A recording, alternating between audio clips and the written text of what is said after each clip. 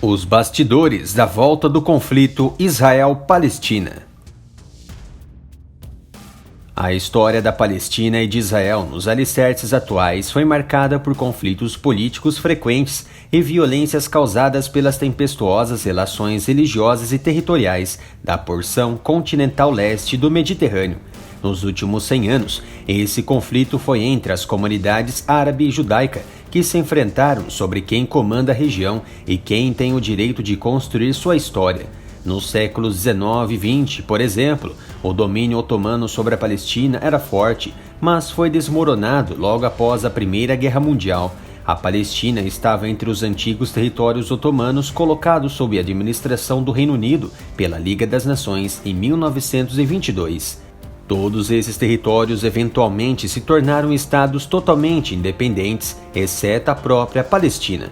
Em 1947, o Reino Unido entregou o problema da Palestina às Nações Unidas, que por sua vez, em 1948, dividiu a região em dois mundos propriamente ditos, Israel e Palestina. Temos, por exemplo, a região internacionalizada de Jerusalém, que é dividida em Ocidental e Oriental, com disputa com West Bank, os palestinos. No mesmo ano da divisão, Israel se elevou como nação independente e lutou na guerra Israel e Palestina, aumentando seu território em mais de 77%. Os árabes sofreram êxodo importante, invadindo outros setores controlados pela Jordânia e Egito, acentuando as tensões regionais. Em 1956, houve outro conflito, agora envolvendo o Egito, que havia sofrido a invasão de árabes das regiões sob posse dos israelenses e temia perder a região do Sinai para os judeus, já que Israel havia bloqueado a navegação desde 50 na porção do Estreito de Tirã. Apesar da situação e sem sinal de desmilitarização, Israel decidiu facilitar o fluxo comercial dos egípcios. Em 1967, surgiu uma importante guerra, conhecida como Guerra dos 6 Dias, entre Israel e árabes, que durou de fato de 5 a 10 de junho do respectivo ano. Na ocasião, Egito expulsou forças da ONU e fechou a navegação aos israelenses, que reagiram. Conclusão: Israel ocupou os territórios da faixa de Gaza e Cisjordânia, incluindo Jerusalém Oriental, que foi posteriormente anexada. De fato, os egípcios subestimaram Israel e foram pegos de surpresa. Quase toda a força aérea egípcia foi destruída em poucas horas, com poucas perdas israelenses, dando aos judeus a supremacia aérea e a vitória no conflito, tomando totalmente o Sinai. O resultado disso tudo mostrou uma Israel consolidada pela faixa de Gaza e a península do Sinai, bem como Jerusalém Oriental e as colinas de Golã, tomadas da Síria. Já em 1973, tentando recuperar seus territórios, os árabes lançaram um ataque no dia do Yom Kippur, um dia amplamente observado de descanso, jejum e oração no judaísmo. A ofensiva ficou também conhecida como Guerra do Ramadã para os árabes, com Síria e Egito invadindo as regiões ocupadas pelas tropas israelenses de 67. O resultado foi o ataque avassalador pelo ar e artilharia de Israel, que ao mesmo tempo reconheceu sua fragilidade e necessidade de reformulação política e de defesa. Posteriormente, em Washington, Israel e Egito selaram um acordo de paz em 79. Houve a retirada das tropas israelenses da península do Sinai e a criação de uma autonomia para os territórios palestinos, como faixa de Gaza e pontos específicos dentro de todo o território de Israel, incluindo a Jerusalém Oriental. Neste vai e vem diplomático, os árabes isolaram o Egito com a narrativa que houve traição por parte dele. Posteriormente, em 94, Jordânia e Israel também assinam um pacto de paz. Apesar deste reconhecimento mútuo, as duas nações não mantêm relações próximas, mas se respeitam.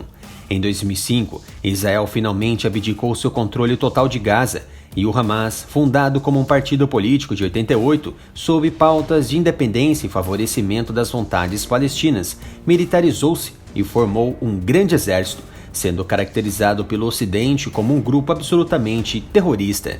Mas Israel ainda controla a maior parte das fronteiras do território costeiro de Gaza, decidindo quem pode entrar e sair da faixa de Gaza, incluindo mercadorias, e o Hamas sempre reivindicou com ataques e políticas o fim deste controle e restrições. Passaram-se anos. Em 2020, no dia 15 de setembro, ocorreu o Acordo de Abraão, encabeçado por Donald Trump, que aliou Emirados Árabes Unidos, Bahrein, Marrocos e Sudão com Israel. Assim, Trump transformou o inacreditável em realidade e trouxe um pouco de paz ao Oriente Médio. Porém, em maio deste ano, surgiu um desentendimento importante entre partidos e cidadãos conservadores israelenses contra cidadãos árabes palestinos por toda a região, resultando em tumulto nos dias do Ramadã. Também foi promovida a marcha anual do Dia de Jerusalém, onde se prevê a passagem de jovens israelenses por zonas muçulmanas. Esse evento assinala a captura de Israel, de Jerusalém Oriental e dos locais sagrados, em 67. A passeata é considerada por muitos palestinos como uma provocação. Assim, os conflitos entre israelenses e palestinos iniciaram. O Hamas não gostou da invasão judia à mesquita de Al-Aqsa, na Cidade Velha, incluindo uma série de ataques do Hamas, que chegou a mais de 4.000 foguetes contra o espaço aéreo e terrestre de Israel. Para conter esta desproporção de ataque, Israel utilizou seus incríveis Iron Domes espalhados estrategicamente pelo território às margens da faixa de Gaza. Cada bateria é composta por 4 dispositivos e custa em média 210 milhões de dólares, com 90% de eficiência.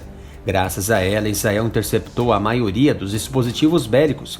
Os mísseis de 160 mm deram conta. A barreira de defesa antiaérea chegou a 260 km de distância e todas as 10 baterias israelenses estavam de prontidão 24 horas por dia, cada uma com capacidade de interceptar 20 mísseis ou foguetes. Mais de 11 dias de conflitos resultaram em muitas vidas palestinas e ao menos uma dúzia de israelenses ceifados. Não é de hoje que o Hamas utiliza escolas e unidades de paz como abrigos de lançamento. Este modus operandi covarde se intensificou ao longo do conflito, sem contar aos inúmeros compartimentos subterrâneos secretos de estoque e ofensiva bélica do grupo, que importa e produz seus próprios foguetes que atingem alvos a 160 km de distância. Como retaliação, Israel abdicou de sua neutralidade de somente se defender e retaliou com fúria e fogo as concentrações e bases de lançamento de foguetes dos palestinos ligados ao Hamas. Como tal, inúmeros prédios foram a ruínas, diversos hangares de arsenais bélicos se extinguiram como fumaça e líderes locais entraram na barca do inferno. Não havia outra saída. O líder do Hamas, Osama Hamdan, observou seu grupo enfraquecido e perdendo o domínio sobre Gaza, e somado às pressões de grupos e organizações internacionais, incluindo o Tribunal de Crimes Internacionais liderados por globalistas, emitiu um acordo de cessar-fogo com Israel, na tentativa de, entre aspas, acalmar as vidas inocentes. Claramente um suporte legal é apoiado pela ONU para sustentar e reorganizar suas bases bélicas em preparo a um futuro e próximo ataque contra os israelenses. O acordo de cessar-fogo e não de paz foi acordado na quinta-feira à noite e representou as pressões de entidades fajutas e covardes que mais uma vez apoiaram grupos criminosos. Os bastidores têm raízes desde o século XIX, mas os terroristas contam agora com entidades organizadas e ocidentais como respaldo jurídico e bélico. Anuncie aqui seu canal, empresa ou negócio e tenha ganhos incríveis com nossos engajamentos de mais de 500 mil visualizações mensais. Assim ajudará o canal. Basta enviar um e-mail para este endereço na tela ou pelo Instagram.